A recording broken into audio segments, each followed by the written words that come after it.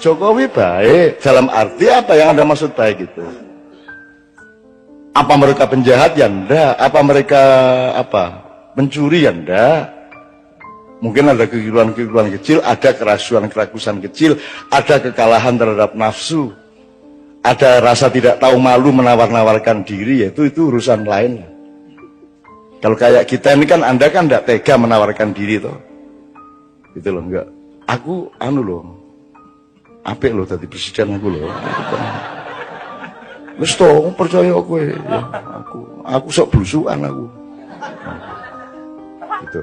Nah, ada yang enggak, itu kan soal enggak tahu malu gitu, enggak ada masalah. Tapi kalau baik-baik semua, masalahnya Mas, Indonesia ini tingkat komplikasi masalahnya sedemikian ruwetnya, sehingga tidak cukup hanya dipimpin dan diatasi oleh orang baik. Nek wong apik tok malah Mas.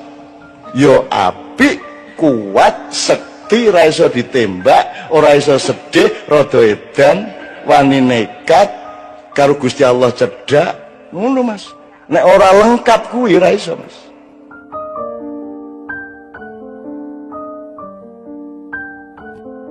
Mengenai presiden, yang mana yang baik? Apakah Jokowi baik Mas?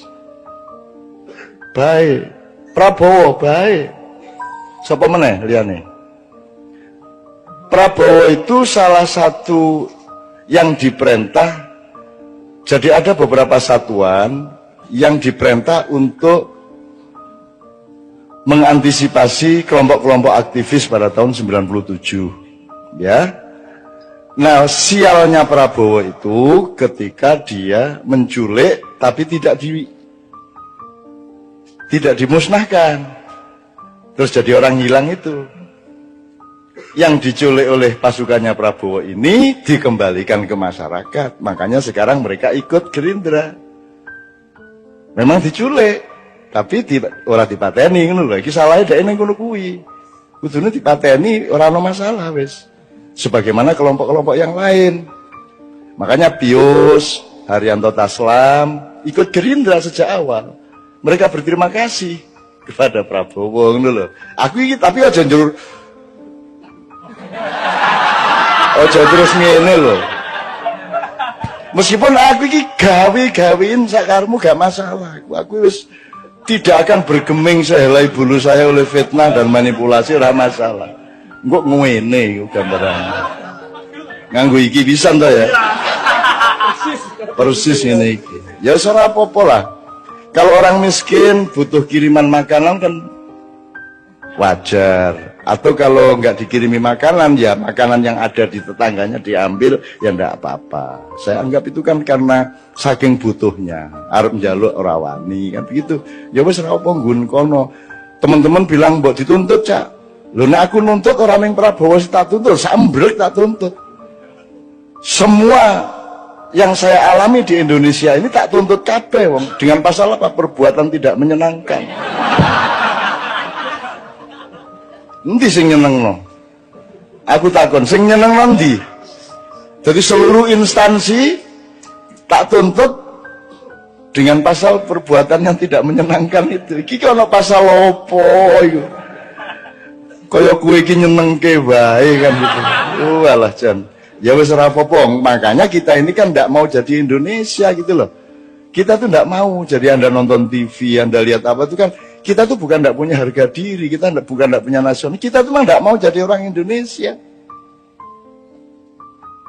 Asal sudah bintang sinetron ini kudu mancung toh. Ya toh kudu mancung, kudu kuning, ya toh.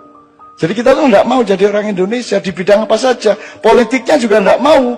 Politik seperti Indonesia yang pernah dicontohkan oleh bapak-bapak, mbah-mbah kita kan tidak mau toh. Kan tidak mau kita. Sampai Sabrang tak kasih kabinet Mojopahit coba. Tak kasih daftar kabinet Mojopahit Sabrang itu. Lawyer iki apa cara Mojopahit itu? Saiki ora kok kowe mau. Tak kasih tahu dengan bahan-bahan dari banyak teman bahwa dulu KUHP yang pertama diterapkan pada sebelum Rasulullah di zaman Kalingga. Sebelum ada Muhammad bahkan sallallahu alaihi wasallam ya.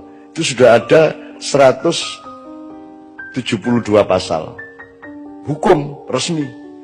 Dan di zaman Kalingga itu tidak ada orang nyopet, tidak ada orang mencuri. Bahkan anaknya Ratu Sima itu dipenggal kepalanya oleh ibunya sendiri karena apa? Asal usulnya karena si anaknya ini apa namanya? Ada raja karena banyak pendatang, kemudian ada pendatang naruh emasnya di pasar karena ingin ngecek coba katanya orang Kalingga itu tidak ada yang mencuri. Terus ditaruh seperti emas, berlian, permata, rakaruan kayak di pasar itu tidak ada orang menyentuh sampai 2 tahun. Sampai akhirnya datang anaknya Ratu Sima itu, kemudian opo koyo ngene dipamer-pamer ke. Ora kodal wong Kalingga jujur-jujur ora pengin emas koyo ngene iki wis sugih kene gitu ya. Dia karena dia mengejek itu dan kemudian menendang-nendang barang itu, dia dipenggal oleh ibunya karena tidak boleh juga itu menghina orang lain. Menghina saiki pokok internet di sini hinaan kabeh. Semua hinaan, semua kepengecutan, semua orang yang tidak berani bertarung depan. Internet adalah tempat di mana kita bisa ngirim rudal kapan saja kepada siapa saja tanpa identitas, kan gitu. Ya serapopo lah. Ini adalah peradaban pengecut. Gitu. Nah, jadi teman-teman sekalian, kita mah nggak mau jadi orang Indonesia. Politik Indonesia apa? Wong di amandemen UUD 45. Kita nggak punya orang tua di negara kita ini, nggak punya panembahan, nggak punya parentah agung, nggak ada MPR seperti dulu. Kita nggak punya punokawan, coba. Kita tidak punya pembagian tugas antara lembaga negara dengan lembaga pemerintah, sebagaimana Hayam Wuruk sama Gajah Mada. Gajah Mada itu eksekutif, dia Perdana Menteri. Judulnya Mahapatih. Kalau Hayam Wuruk itu kepala negara. Tidak boleh sama kepala negara sama Perdana Menteri, tidak boleh. Kan kita tidak usah pakai presidensial apa parlementer lah, apa angel-angel dolek-dolek rono. Wong mbahmu wis duwe jelas kok. Semua yang sifatnya eksekusi dilaksanakan oleh Gajah Mada dengan institusinya, tapi policy yang menentukan eksekusi itu adalah Hayam Wuruk dengan institusinya. Jadi negara ambil policy, pemerintah melaksanakannya. Negara punya policy tapi tidak boleh melaksanakan. Perdana Menteri berhak melaksanakan tapi tidak boleh bikin policy, kan apik kuwi. Sehingga harus bermusyawarah dan mufakat terus. Sama dengan bendahara dan kasir. Kasir berhak menentukan tapi tidak bisa bayar. Bendahara bisa menentukan, tidak bisa bayar. Kalau kasir bisa bayar, tidak bisa menentukan. Sehingga harus terus-menerus ada kerjasama bersuami istri antara bendahara dengan kasir. Jadi kita emang tidak mau jadi orang Indonesia kok. Mana coba? Mana Indonesianya tuh mana? I love Indonesia. Wong menyatakan cinta nang Indonesia orang nggo bahasane dhewe coba.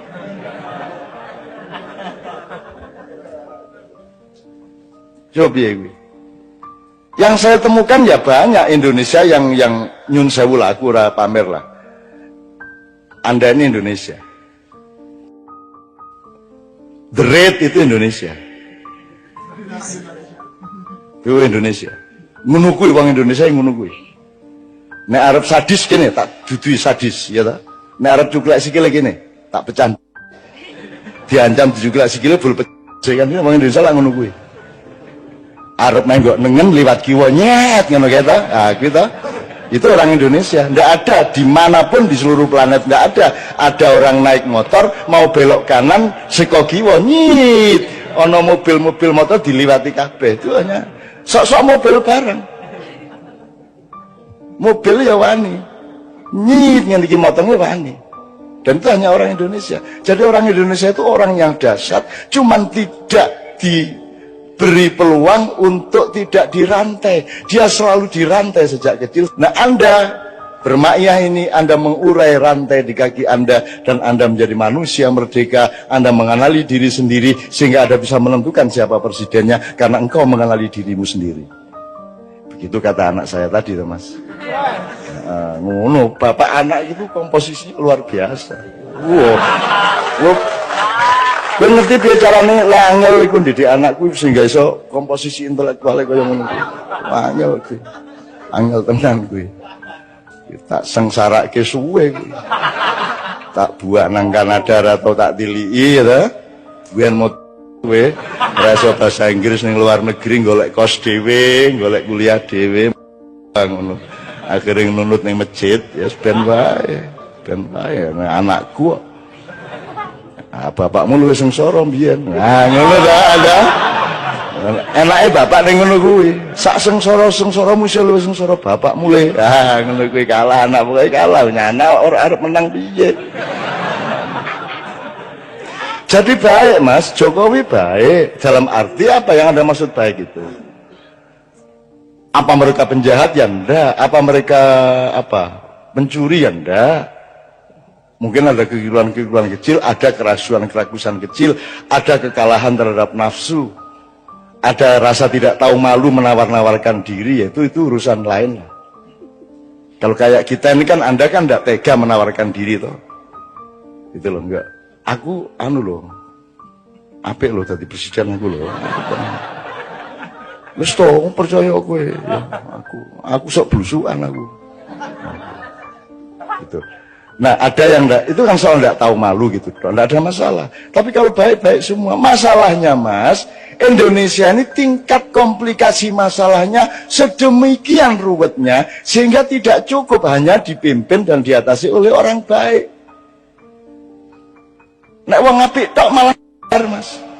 Yo apik, kuat, sekti, ora iso ditembak, ora iso sedih, rada edan, wani nekat, karo Gusti Allah cedak, ngono Mas. Nek ora lengkap kuwi ora iso Mas. Nek kowe iso ditembak kowe, ditembak sedelat wae. Gitu loh Mas. Ini Indonesia ini real ini. Gitu loh. Tapi mungkin enggak juga enggak apa-apa. Artinya orang Indonesia dianggap kejem jebul ya ora, dianggap ora bol kejem banget. Indonesia kok tukang sulap kok. Jadi wedhus ngono. Wow, iki wedhus jebul sapi. Wah iki partai sapi jebul gabung karo musang. Wah iki musang. Lho kuplukan. Ora cetha Indonesia kira cetha. Betul nggak Mas? Coba bupati-bupati yang bagus-bagus yang kita dikenali Kiai Kanjeng selama ini kan bupati PDIP malah.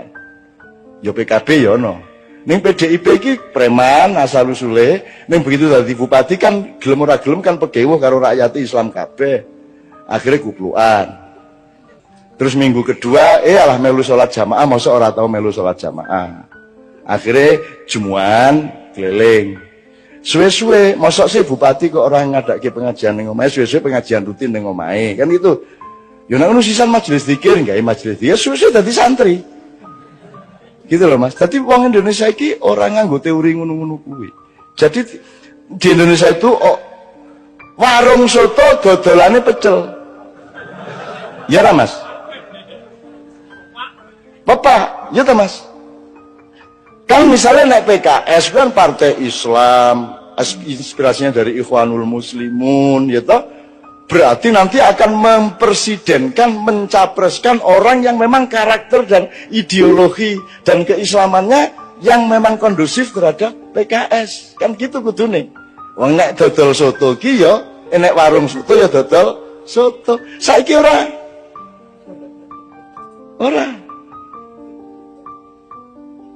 Gitu loh.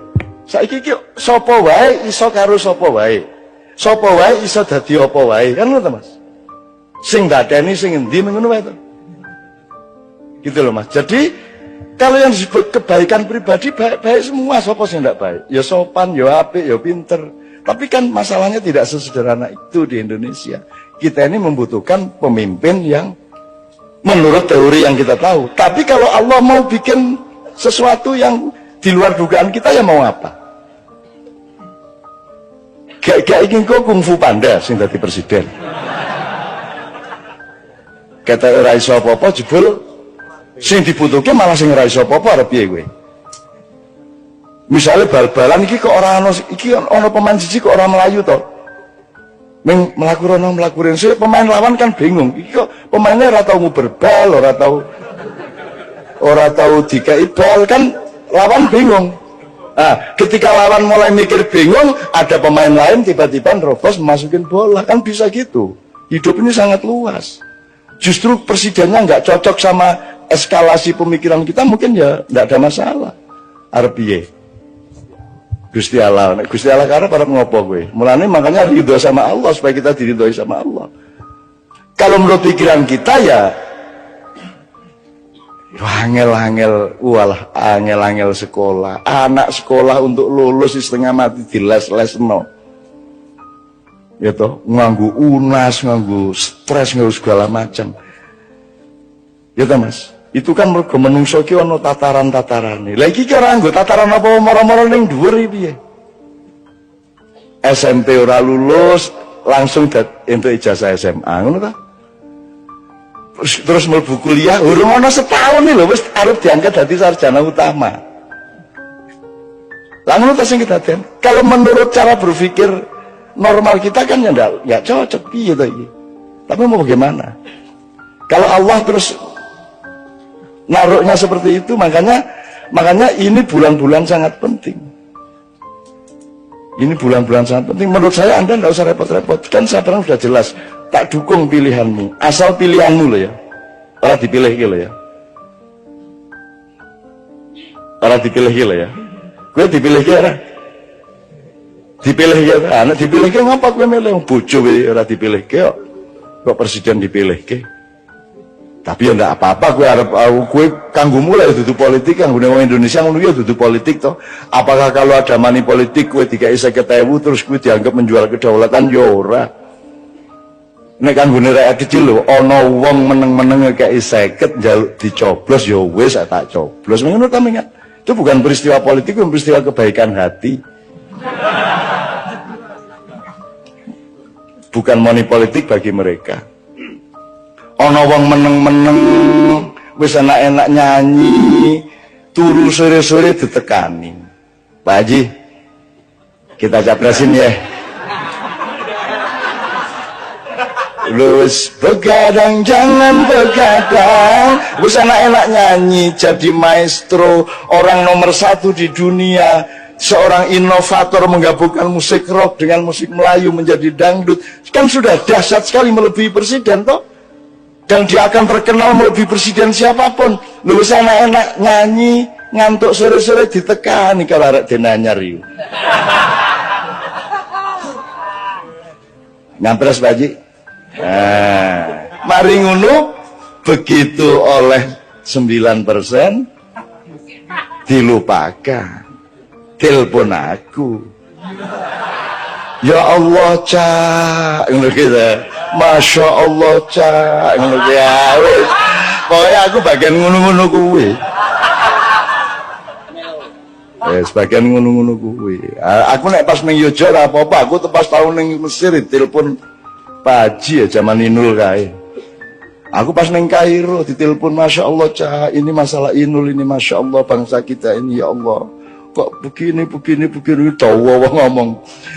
Iya anak ini mau nangis Ustaz, Masya Allah. Soalnya ini di Kairo dan pakai celang. Bongkar ya aku gak sembayar ya ini. Orang baik sekali, Romai Rama itu orang baik sekali. Saya sering nangis sama dia berdua ngerasain ini itu. Itu orang baik sekali. Sedemikian baiknya Romai Rama itu. Dan orang sebaik itu jangan jadi presiden. Ngerti ya? Ngerti ya Mas ya? Jadi parametermu salah.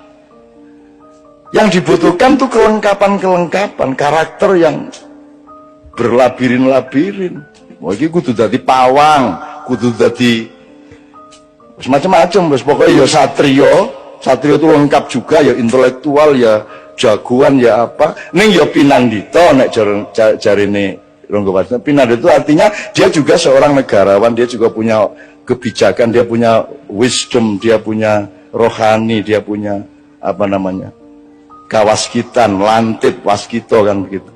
Tapi itu juga tidak cukup, dia harus punya tali sambungan dengan Allah, sinisian wahyu. Ane Gusti Allah iki arep ngkai wahyu sapa apa nyambung karo Pak Sak arep beda. Arep ngopo kowe? Upama presidennya sekolah London ya ben wae. Nyewa gitu kan, sewa 5 tahun. Upamane njur rong sasi kok orang genah santet, ngono kan. Upamane loh ya.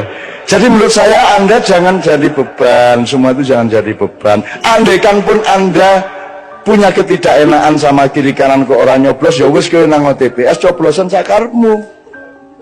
Kowe arep milih sapa kuwi padha apike kok. Padha wae. Nek soal mengatasi masalah, ora iso ngatasi masalah. Brang, tolong nanti kalau ada waktu ngomong mengenai konsep mudzakar muannas, feminin dan maskulin, karena presiden Indonesia itu harus muannas, harus feminin, harus mau ditekan-tekan oleh Amerika. Makanya sebelum jadi presiden itu sowan ke kedutaan besar Amerika. Karena kita ini provinsi keberapa, negara bagian keberapa, Bran? Itu kalau Prabowo terlalu maskulin, tidak disukai, kan gitu kan? Dia maskulin, dia yang nek maskulin ini segala sesuatu sing menanam, yang mengambil keputusan dan menanam, gitu. Nek feminin itu yang ditanami, cetok tak gue? Ngalami tak gue? Kejaba imam ora pahami. Nah, Indonesia itu kerjanya ditanami oleh infiltrasi pemikiran IMF, Yahudi apa saja, kita tinggal mau. Freeport diperpanjang sampai tahun 41 segala itu kan karena kita feminin. Nah, presiden kita besok harus feminin, dalam arti yang akan didukung oleh sekutu internasional itu yang feminin, bukan wong ngene-ngene njur kuru ora. Feminin itu artinya dia tidak akan bersikap nasionalistik, dia tidak akan mengatakan go to hell with your aid. Amerika disetrika, Inggris dilengges. Nek wani ngomong ngono langsung disikat kowe. Iku zaman Bung Karno biyen. Makanya Bu Mega harus cari orang yang kayak bapaknya. Kalau ndak seumur hidup beliau akan menyesal. Karena bapaknya sudah menangis-nangis. Sekarang ini nun kandanono anakku.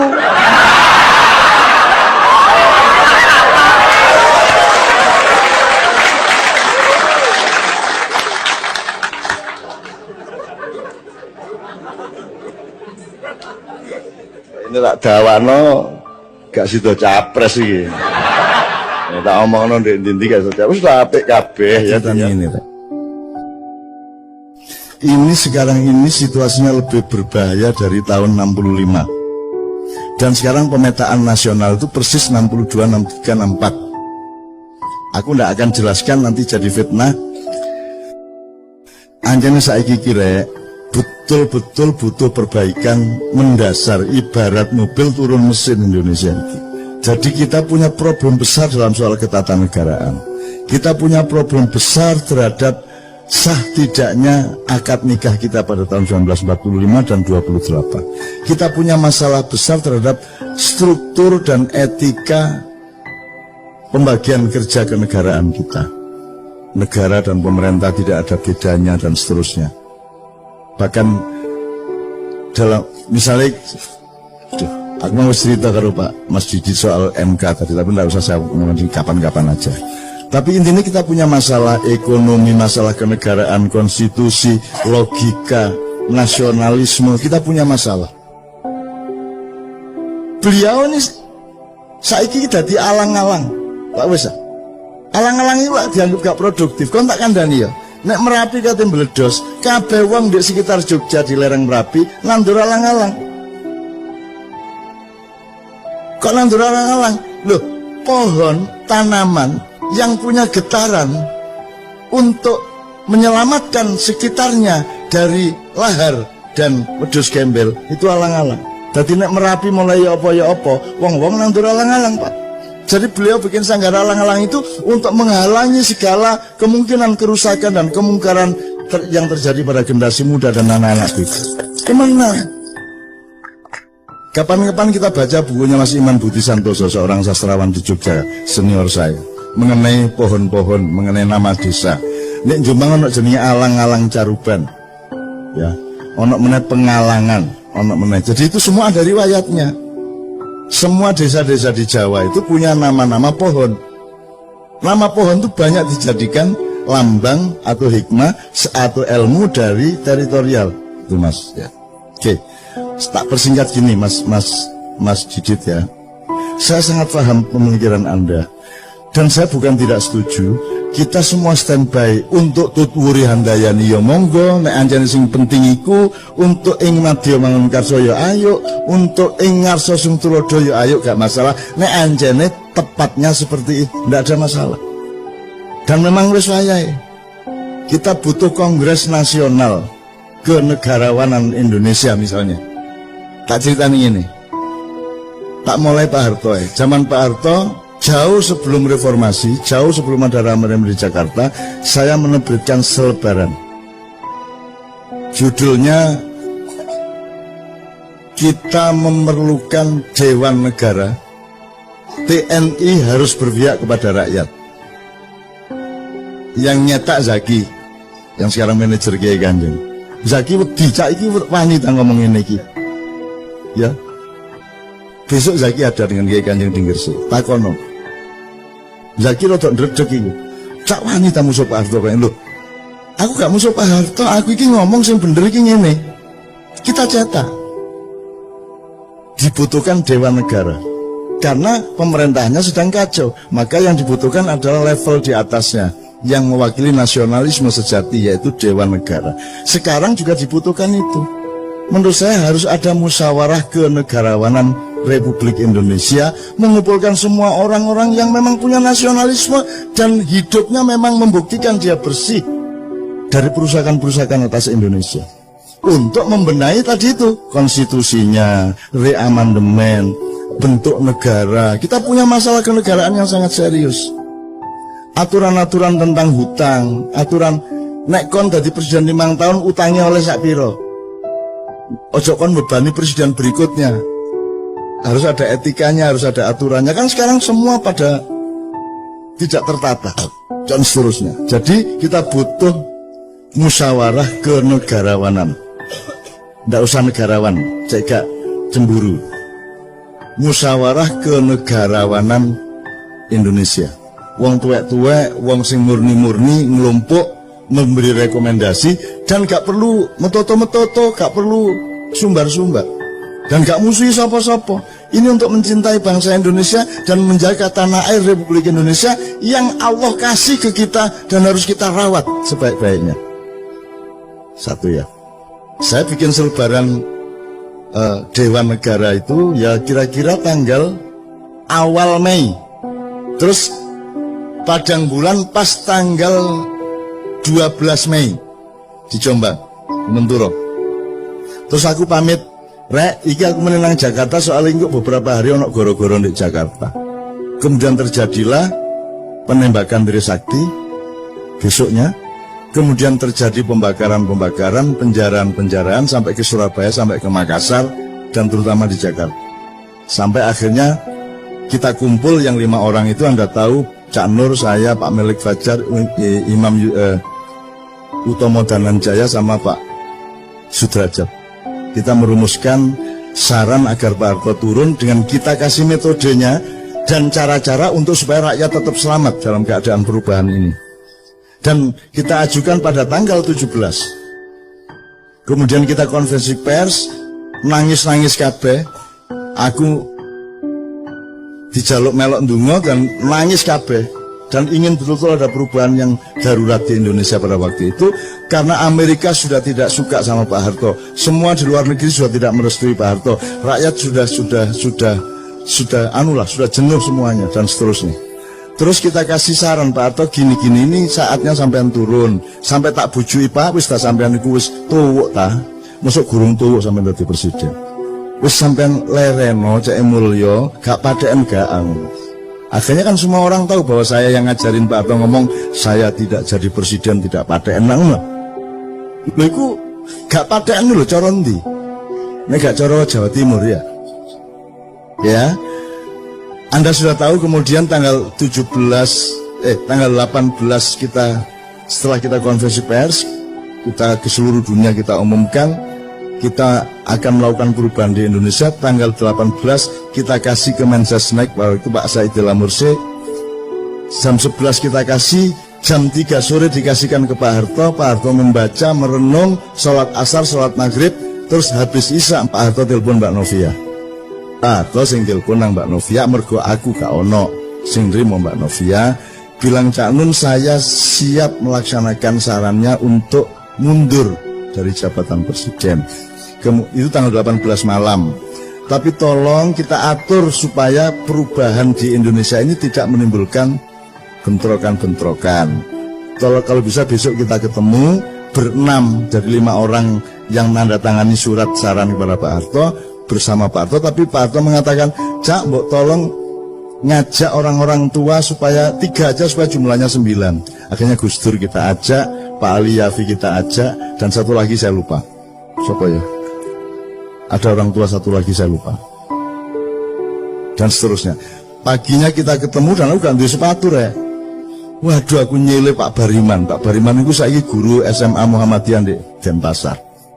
Terus tak sosok tak gaya-gaya, pokoknya sementing mosok aku sandalan wae anu. Terus tak sekali lagi sepatuan lepo kalau melicat temenan.